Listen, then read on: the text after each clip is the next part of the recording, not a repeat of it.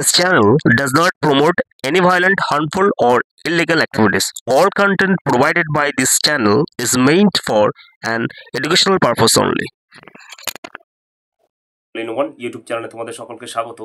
তো বন্ধুরা, এই মুহূর্তে সবথেকে বড় একটা দুঃখের খবর, যেটা আর কি মানে সারা ওয়েস্ট বেঙ্গলকে নাড়িয়ে দিয়েছে বা নাড়িয়ে দিচ্ছে আর কি। সেই খবরটা হচ্ছে কি, দিলীপ ঘোষ যে বর্তমানে বিবাহ করেছে তার স্ত্রী রিঙ্কু মজুমদার, তার যে আগের ঘরের যে সন্তান রয়েছে, সেই সন্তান, তার ভালো নাম হচ্ছে সৃঞ্জয় দাশগুপ্ত।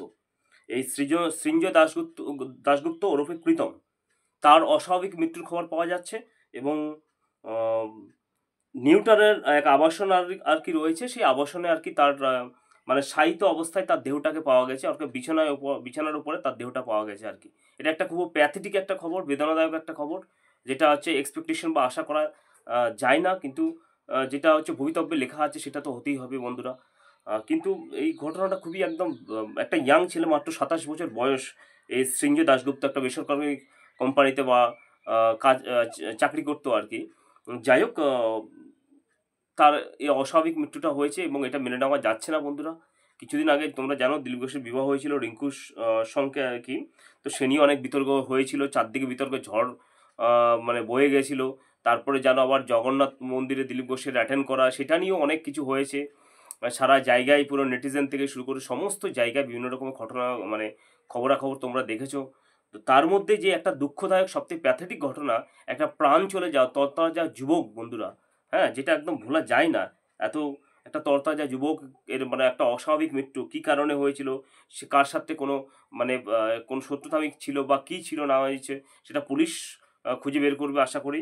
কিন্তু যেটা হচ্ছে সাপুজি আবাসন যেটা রয়েছে ই ব্লকে আর কি, সেই ই ব্লকের সাপুজি আবাসনে কিন্তু তার এই দেহটা পাওয়া গেছে, অর্থাৎ তার শায়িত অবস্থায় পাওয়া গেছে। তারপরে সেখান থেকেও উদ্ধার করে স্থানীয়রা বা তার আত্মীয় স্বজন যাই কিছু সামথিং, তারা কি করছিল, প্রথমে একটা বেসরকারি হসপিটালে নিয়ে যায় এবং সেখান থেকে ব্রড ডেড বলে ঘোষণা করা হয় ডক্টর, এবং তারপর থেকে সেখানে সেই বেসরকারি হসপিটাল থেকে বিধাননগর হসপিটালে নিয়ে যাওয়া হয় এবং সেখানেই রয়েছে। এখন আরজি করে সম্ভবত ওটাকে বডিটাকে নিয়ে যাওয়া হবে পোস্টমর্টমের জন্য বা ময়না তদন্তের জন্য, কিভাবে তার মৃত্যু হয়েছে সেটা কনফার্ম হওয়ার জন্য। তবে যাই হোক, ঘটনাটা খুবই প্যাথেটিক, একটা বেদনাদায়ক একটা ঘটনা। মাত্র 27 বছর বয়স সেই ছেলেটার মৃত্যু হয়েছে বন্ধুরা। এটা কেউ মেনে নেওয়া যায় না। যে কোনো কারণে, কি কারণে নেওয়া হয়েছে সেটা প্রশাসনিক ব্যাপার, অ্যাডমিনিস্ট্রেটিভ লেভেলের ব্যাপার, এবং পুলিশ প্রশাসন রয়েছে, তারা নিশ্চয়ই খুঁজে বের করবে এবং ঘটনার ময়না তদন্ত হলে কি কারণ, কি বিষয় বৃত্তান্ত মারা গেছে সেটা খুঁজে বের করা হবে। কিন্তু যাই কিছু বলো না বলো বন্ধুরা, এই নিয়ে অনেক তর্ক বিতর্ক হয়েছিল। দিলীপ ঘোষ বেশি বয়সে বিবাহ করেছিল, সেই বিবাহ নিয়ে অনেক তর্ক বিতর্ক হয়েছিল। তারপর হচ্ছে তার জগন্নাথ মন্দিরে পুরীর যেটা উদ্বোধন হয়েছিল, সেখানে গিয়ে অনেক তর্ক বিতর্ক হয়েছিল। সেটার দিকে আমি যাচ্ছি না, কিন্তু সব থেকে বড় কথা হচ্ছে কি, আজকে যে ঘটনাটা ঘটেছে সেই ঘটনাটা একদম মেনে নেওয়া যাচ্ছে না বন্ধুরা। এই যে ছেলেটা মাত্র আগের ঘরের সন্তান আর কি, অর্থাৎ রিঙ্কু দেবীর যে একমাত্র সন্তান, সেই সন্তান আর কি, সৃজয় বা প্রীতম আর কি, সেই প্রীতম, এবং তার যে এই যে অস্বাভাবিক মৃত্যু, এই মৃত্যুটা কিন্তু কেউ কিন্তু মেনে নিচ্ছে পারছে না বন্ধুরা।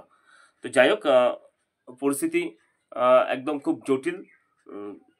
এবং এই সৃজয় দাশগুপ্তকে আমরা হারিয়েছি, একটা তরতাজা যুবককে হারিয়েছি, পশ্চিমবাংলার বাসিন্দাকে হারিয়েছি, সবচেয়ে বড় কথা হচ্ছে ভারতবাসীকে আমরা আজকে হারিয়েছি যে কোনো মূল্যে, বা কী কারণে হয়েছে সেটা আমরা জানি না।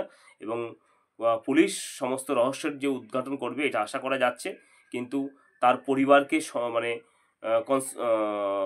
সমবেদনা দেওয়ার মতো ভাষা আমাদের নেই বন্ধুরা। তো প্রার্থনা করব তার এই পরিবার যাতে আর কি ভগবানের কৃপায় বা আল্লাহ ঈশ্বর ভগবান এর কৃপায় যাতে সামনের দিনগুলো তাদের ভালো করে চলে, এবং এই সৃজয়ের যে মৃত্যু হয়েছে এবং সৃজয় দাশগুপ্ত, তার আত্মা যাতে শান্তি পায় সেটা আমরা কামনা করব। তাছাড়া তো আমাদের আর কোনো কিছু করার নেই। কিন্তু এই যে এটা খুবই একটা প্যাথেটিক, একটা হৃদয় বিদারিত একটা ঘটনা। একটা তরতাজা যুবক, মাত্র 27 বছর বয়স, তাকে এই পৃথিবী ছেড়ে চলে যেতে হয়েছে। তার মধ্যে বিভিন্ন রকমের কনফ্লিক্ট চলেছে তোমরা জানো। এবার কিসে কোন বিষয় বৃত্তান্তিতে তার কোনো শত্রুতা বা শত্রু রয়েছে কিনা সেটা সবই পুলিশ খুঁজে বের করবে আশা করছি। তো বন্ধুরা, ভিডিওটা আজকে এটুকুনি। ভালো লাগলে লাইক শেয়ার এবং সাবস্ক্রাইব করবে। ধন্যবাদ।